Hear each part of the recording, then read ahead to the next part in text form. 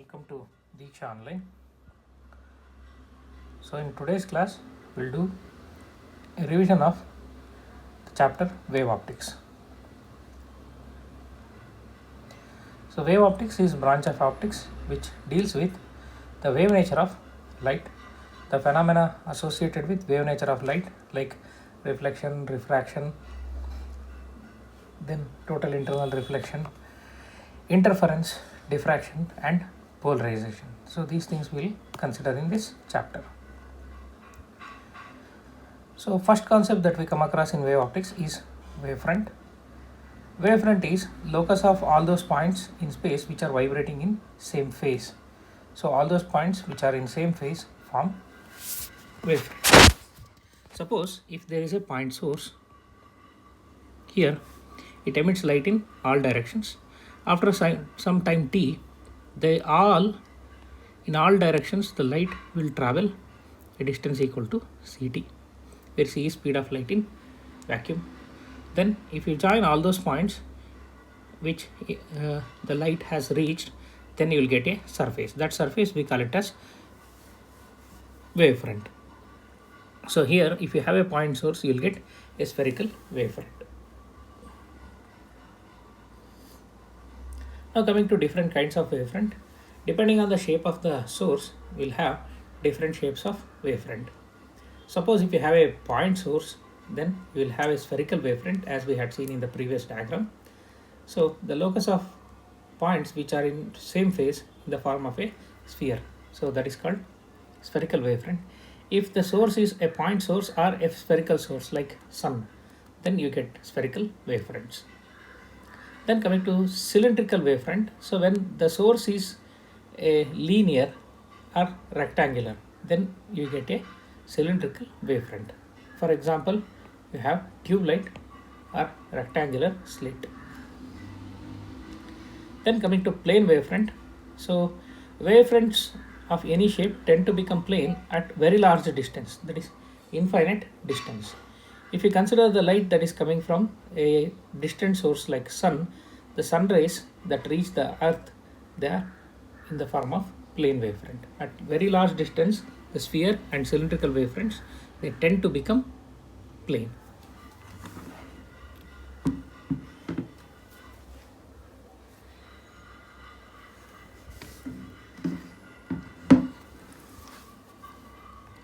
Moving on to the next slide. Here we have diagrams representing the different kinds of wavefronts. So this is a spherical wavefront, this is cylindrical wavefront, this is plane wavefront. Now we'll come to next concept, that is Huygens principle of wavefronts. So Huygens principle helps to locate the position of secondary wavefront after a given interval of time. So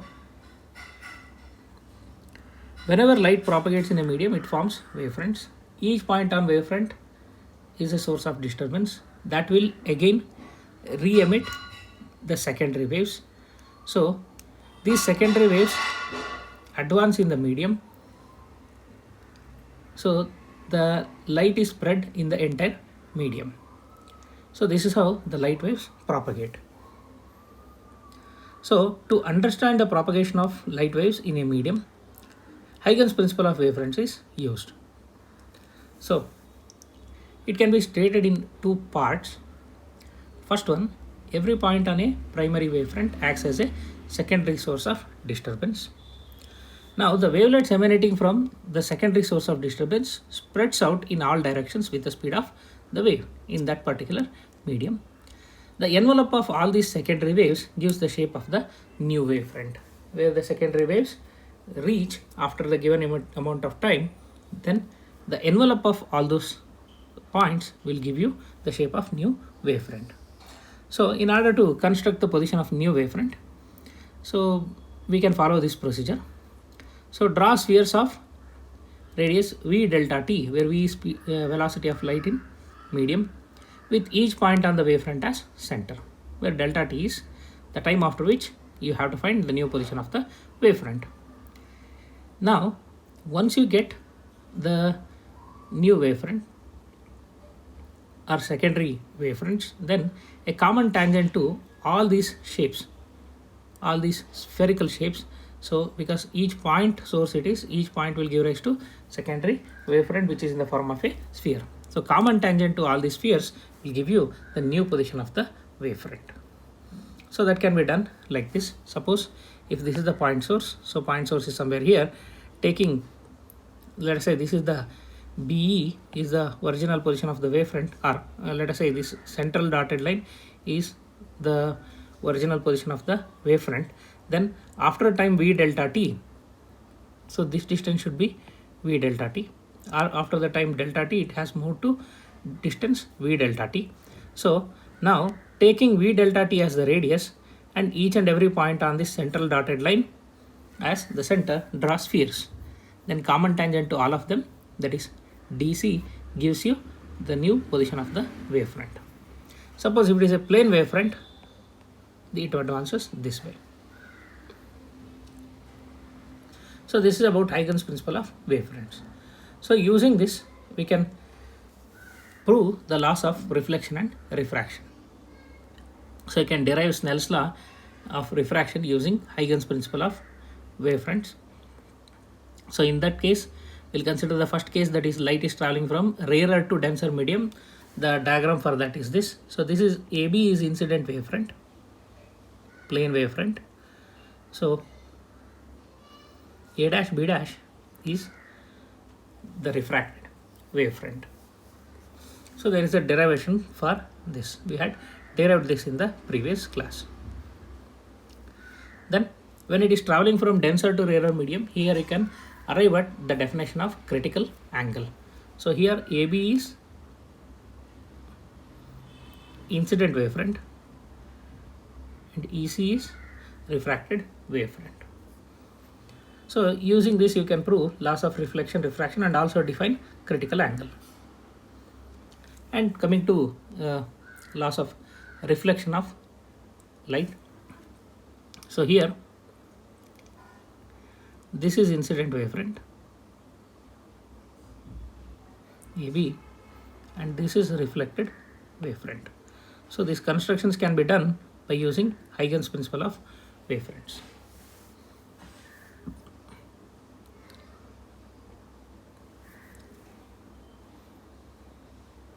So using this you can prove the laws of reflection, that is angle of incidence will be equal to angle of reflection. Now moving on to the next concept, that is Doppler effect in light. So Doppler effect is common for any wave. It is defined as the apparent change in frequency of light emitted by source due to the relative motion between source and the observer. That is what we call it as Doppler effect. So same thing was there for sound also. So if the source is moving away from the observer, then there is decrease in the frequency or increase in wavelength. So this kind of a shift we call it as redshift. And if the source is moving towards the observer, there is increase in frequency or decrease in wavelength. That is what we call it as blue shift. So this redshift and blue shift become very important in the case of astronomy. If the spectral lines from a star are shifting towards longer wavelength, that means we call it as redshift, then we say that the star is moving away from us. If they are blue shifted, that means they are shifted towards lower wavelength, then it is approaching us, it is coming towards us. So using the formula for Doppler effect, you can also calculate the velocity of the source which is moving away or towards the observer. So Doppler shift is measured using this formula. So delta nu by nu, that is nu is frequency, delta nu is change in frequency, delta nu by nu gives you fractional change in frequency, that is equal to minus V radial by C. V radial is component of source velocity along the line joining the source and the observer, and C is speed of light. Negative sign indicates that whenever V is positive, then nu is negative. So direction from source to observer is taken as positive here. So by measuring Doppler shift of an object, it is possible to measure the speed of that object. So nu is equal to C into delta F by F. or V is equal to C into delta F by F, where F is frequency, delta F is change in frequency, V is speed of the source. Now with that we'll move on to next concept, that is interference of light. So interference of light is a phenomena which is as a result of the superposition of waves. So we know from the principle of superposition of waves that whenever two or more waves act at a point, then displacement of the particle at that particular point will be equal to vector sum of individual displacements produced by individual waves at that instant of time. So instantaneous displacement at a point y is given by y1 plus y2. It should be vector sum. So this is your superposition principle. Now using superposition principle, we can arrive at the phenomena called interference of waves. So whenever there is coherent addition of waves, there will be modification in the intensity of the wave. So that happens due to superposition of two or more waves. So this phenomena we call it as interference. So interference is defined as modification of intensity of light due to superposition of two or more light waves, on account of which alternate dark and bright fringes are formed in the region of overlapping. So this is what we call it as interference. There is a derivation for coherent addition of waves, so just go through that. Now from the derivation we'll arrive at this conclusion. The condition for constructive interference. Constructive interference means crest of one wave falling on crest of the other. So what happens? The amplitudes get added up. So resultant amplitude will be A1 plus A2. So in that case, for constructive interference, the resultant intensity will be maximum. Path difference for constructive interference, path difference between interfering waves, must be integral multiple of lambda. It is n lambda. Our phase difference is given by 2n pi, where n is 0, 1, 2, 3, etc. This is condition for constructive interference. Going further, if you have destructive interference, that means crest of one wave falling on trough of the other, then what happens? The resultant intensity will be A is equal to, or amplitude will be A1 minus A2. So for destructive interference, resultant intensity will be minimum. So path difference will be 2n plus 1 into lambda by 2. Phase difference is 2n plus 1 pi, where n is 0, 1, 2, 3, etc. So n is equal to 0 corresponds to first minimum, 1 corresponds to second minimum, 2 corresponds to third minimum, 3 corresponds to fourth minimum. Suppose if you want to make it 1, 2, 3 in order, then instead of 2n plus 1, you can take 2n minus 1. If you take 2n minus 1 for destructive interference, n is equal to 1 corresponds to first minimum. So if the two waves superpose, the resultant amplitude is given by a1 square plus a2 square plus 2a1 and a2 cos phi, where a1 and a2 are the amplitudes of the waves and phi is phase difference between them. So if a1 is equal to a2, both are having same amplitude, then a is equal to 2a cos phi by 2 is what you will get. And if I1 is equal to I2 is equal to I0, both the waves are having same intensity, then if you square this, you will get this equation. Resultant intensity is 4I0 cos square phi by 2, because a square is equal to I. So for interference pattern to be obtained, you need to have coherent sources. So this is the most important condition. Coherent sources are those which can maintain constant phase difference between them. Moving on to next concept, that is Young's double slit experiment.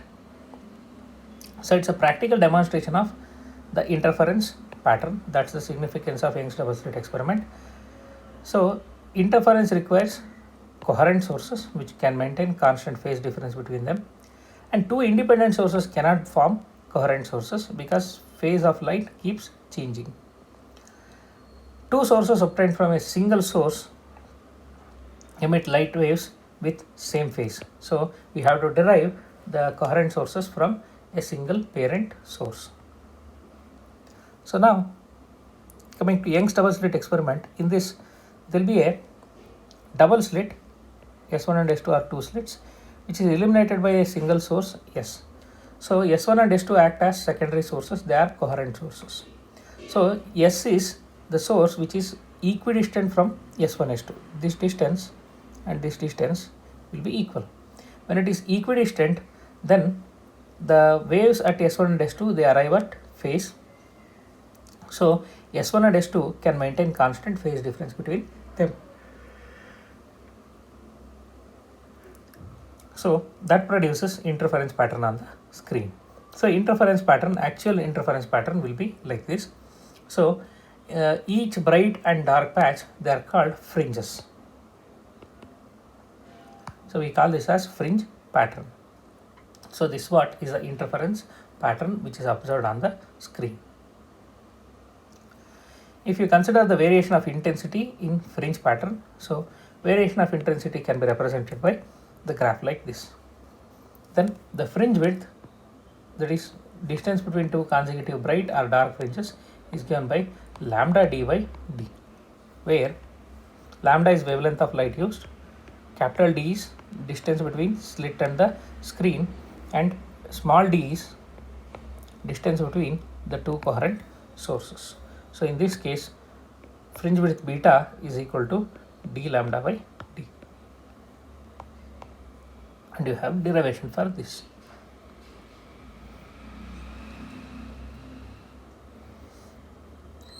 So variation of intensity is represented by this graph. Notice one thing, all bright fringes are equally bright, all dark fringes are equally dark. So you cannot distinguish between the bright fringe and second bright fringe, or first dark fringe and second dark fringe. So all fringes are alike.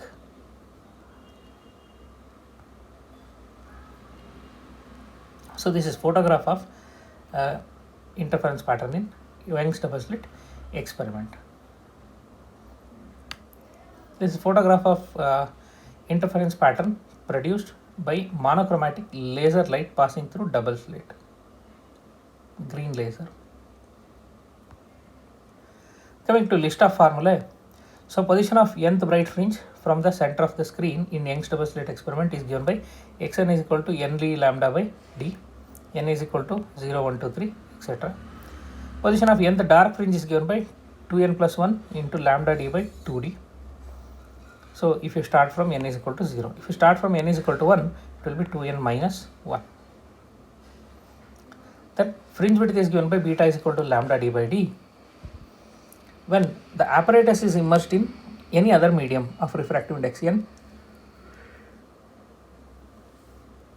then the fringe width becomes beta m, that is beta in medium is equal to beta in air divided by beta refractive index of the medium. So effectively fringe width decreases. So that's all about interference. Now coming to the phenomena of diffraction. So diffraction is a phenomena of bending of light around the sharp edges of the obstacles, opaque objects, and encroachment of light into the geometrical shadow of the object. That is what we call it as diffraction. So it is exhibited by both longitudinal as well as transverse waves.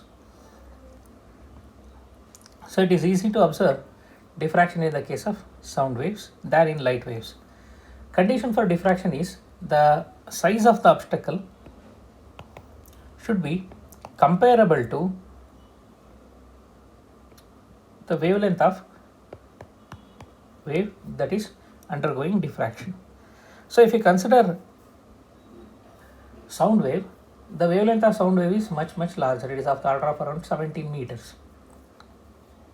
So it is very easy to find obstacles whose size is comparable to the wavelength of sound. So diffraction in sound can be easily observed, but wavelength of light is of the order of 10 power minus 7 meters. So when it is 10 power minus 7 meters, you need sharp edges to observe diffraction. So coming to Fraunhofer diffraction at a single slit. So if you consider a plane wave incidenting at the single slit, then the diffraction of plane wavefront, we call it as Fraunhofer diffraction. So you will get this kind of a pattern on the screen. Notice one thing, here also there will be alternate bright and dark patches. At the center there is bright patch. Surrounding that there are bright and dark bands. So these are called diffraction bands. They are not called fringes. They are called bands. And intensity, as you see, as you move away from the center of the screen on either side, there is decrease in intensity. So this is graphical representation of the variation of intensity in Fraunhofer diffraction at a single slit.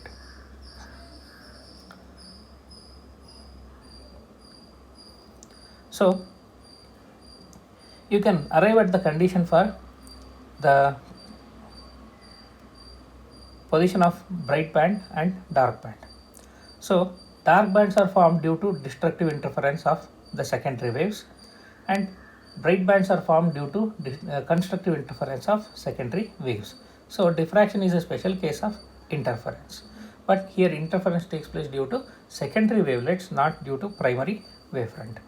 So if you consider a single slit of width d, then two waves, if you consider one starting from one edge of the slit and other edge of the slit, if the distance between them is d, at any point on the screen which is inclined at an angle theta with the perpendicular to the plane of slits, then the path difference between those two waves emanating from A and B reaching the given point is delta x is equal to d sine theta. Now if the path difference is 0, then you get bright. For example, at the center of the screen, O, path traveled by light from A, light from B, both are same, path difference is 0, they arrive at phase, they arrive in phase. So because of that, constructive interference takes place, hence point O will be bright. If you consider formation of minima, in that case we'll assume the slit to be splitted into two equal parts. So let us say C is the center of the line joining AB. Now if you consider path difference between the light waves coming from A and B to be equal to lambda, then path difference between the waves coming from A and waves coming from C will be lambda by 2. So this distance will be lambda by 2, this distance will be lambda. Now if you consider waves coming from this portion of the slit, first half of the slit and second half of the slit, so these two will have phase difference equal to pi or path difference equal to lambda by 2. That's the condition for destructive interference. So for every wave between A and C, there will be at least one wave between C and B which interfere destructively with the first wave. So what happens where these rays, these light meet, so there you will have destructive interference and you have dark band. So this is condition for minima. If you consider condition for maxima, so path difference for minima should be d sin theta is equal to n lambda. For first one it is lambda. So if we consider the formation of secondary maximum means other than the central bright. So here we assume the slit to be splitted into three equal parts, so that path difference between A and B is 3 lambda by 2. Now if it is 3 lambda by 2, then if you consider this portion and this portion, the light from this portion and this portion, they are interfering destructively, but this portion will be independent. So these two interfere destructively, but this portion light will not cancel out with anything, so this will make the given point P bright. So this is for first secondary maximum. If you go for higher order, then it will be splitted into 5 parts, 7 parts, 9 parts and so on. So whenever it is 3 lambda by 2, you get bright. So for second minimum, just like in the first case, so it will be d sin theta is equal to 2 lambda. So d sin theta is equal to n lambda is the condition for minimum, whereas d sin theta is equal to 2n plus 1 into lambda by 2 will be condition for maximum.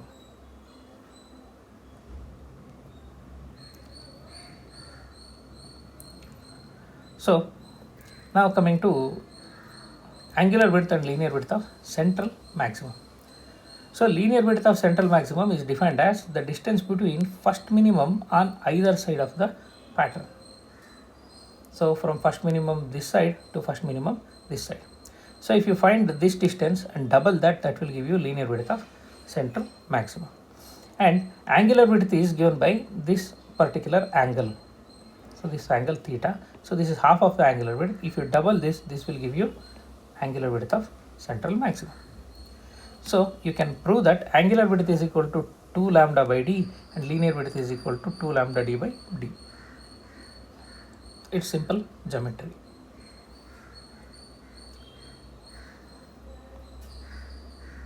So this is intensity distribution curve in front of a diffraction at a single slit. Look at this, central maximum is having maximum intensity. As you move away from the center, intensity goes on decreasing. So here if intensity is 1 unit, here it will be 1/3 because only 1/3 of the slit will contribute for intensity here. Here it will be 1/5, next will be 1/7, so and so on. Next, coming to the concept of Fresnel's distance. So the concept of ray optics will be valid only up to a distance called Fresnel's distance. So it is the distance beyond which the divergence of a beam of given width becomes significant. So we define it as distance from the slit where the spread due to diffraction becomes equal to width of the slit. So it is given by ZF is equal to a square by lambda, where a is width of the slit and lambda is wavelength of light used. Now the phenomena of diffraction gives rise to the concept of what we call it as resolution. So resolution is generally defined for any optical instrument. So coming to need for optical instrument. So first thing here is to increase the visual angle. So visual angle can be smaller in two cases. One is if the object itself is very small, or if the object is at large distance. When the object is very small, we go for microscope. If the object is at very large distance, we go for telescope. So 2 points of an object are clearly seen as separate if they subtend an angle of at least 1 minute at the eye. If it is less than 1 minute, we will not see two objects, we will see only one object. So we say they are not resolved. So this idea gives rise to concept of resolution. So limit of resolution and resolving power. For an optical instrument, limit of resolution is the least angle that two objects have to subtend at the eye such that they are just resolved. Just resolved means you should be able to see two separate distinct images of the two objects. Resolving power is the reciprocal of limit of resolution. More is the limit of resolution, lesser is the resolving power. Or resolving power is ability of an optical instrument to form two clearly distinct images of any two close lying objects. See, close lying object means they need not be very close to each other. They can be appearing to be very close to each other. In the case of telescope, the two objects that you are observing need not be very close to each other, but the line joining them at the eye, they make very small angle at the eye. Visual angle is less. Then also they are said to be lying very close to each other. So ability of optical instrument to form distinct images of two close lying objects, that is what we call it as resolving power. Now the concept of resolving power, as I told you, it comes due to diffraction. So if you have a point object, so the image of a point object will not be a point image, so it will be a diffraction pattern. In the diffraction pattern, it will be concentric circles. So central bright circle, we call it as iris disk. It is surrounded by alternate bright and dark rings. So this Airy's disk radius is given by 1.22 lambda f divided by d, where lambda is wavelength of light used and f is focal length of the lens that is used to obtain the image of the object, and d is aperture of the diameter of the aperture of the lens. So when you form image due to a lens at the focal length, then it will be a diffraction pattern like this. So the angular width of or angular radius of this Airy's disk is given by sin theta is equal to 1.22 lambda by d. By using small angle approximation, you can say theta is equal to 1.22 lambda by d. Now coming to telescope, the limit of resolution of telescope is the least angle that two objects have to subtend at the eye so that they are just seen resolved. So limit of resolution is given by 1.22 lambda by a, where a is diameter of the aperture of the objective of the telescope. So this d theta is measured in radians. It is just the angle. Now if you take the reciprocal of that, that is a divided by 1.22 lambda, that gives you resolving power. So resolving power of telescope can be increased by increasing the size of the aperture. So only that is in our control. So wavelength of light emitted by the source is related to source, so we don't have any control over that.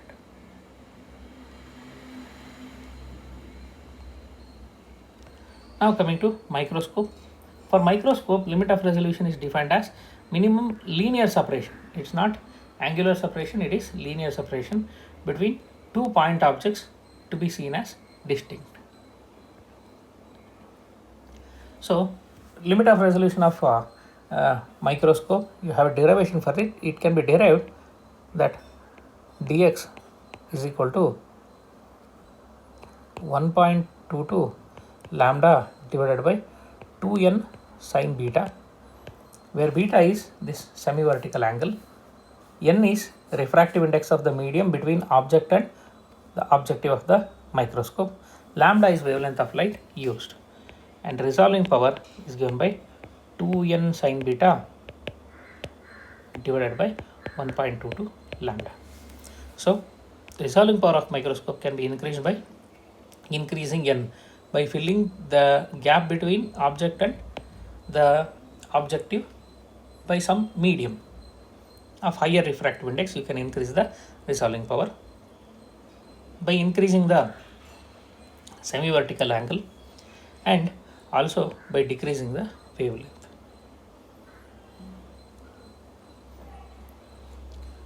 So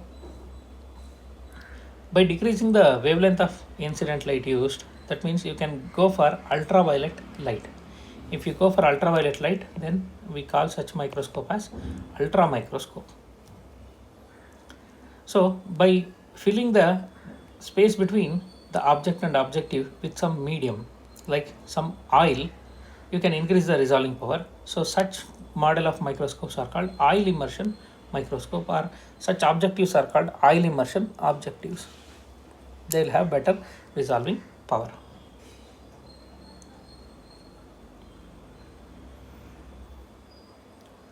Now coming to the next concept, polarization.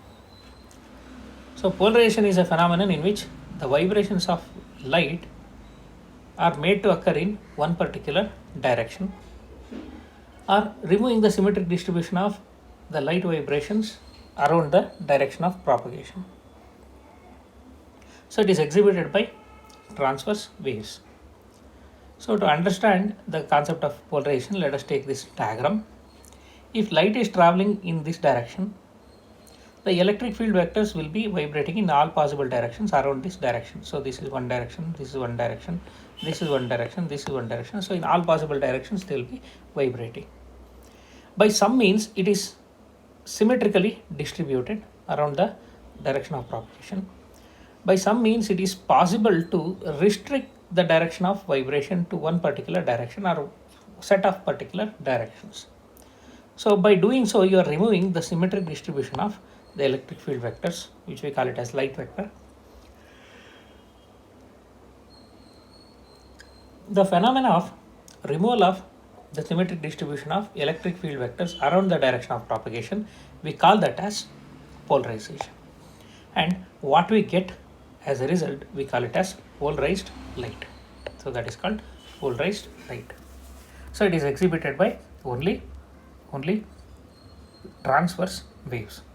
So the wave in which there is symmetric distribution of electric field vectors around the direction of propagation, we call it as unpolarized light.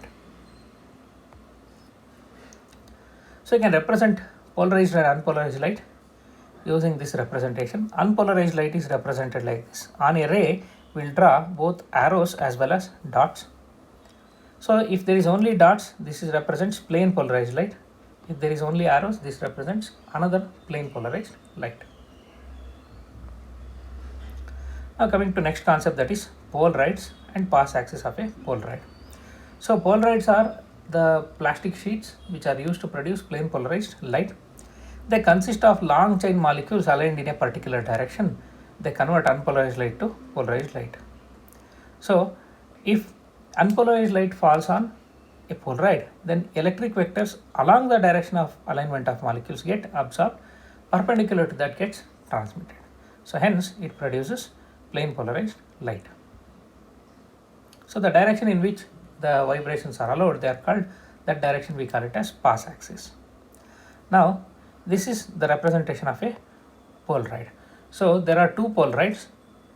So the lines drawn on this represents the direction of pass axis. If two polarides are overlapped, this is the overlapping region, such that their pass axes are parallel to each other, then there will be maximum intensity of light that is passing through this. So this is called matched polarides.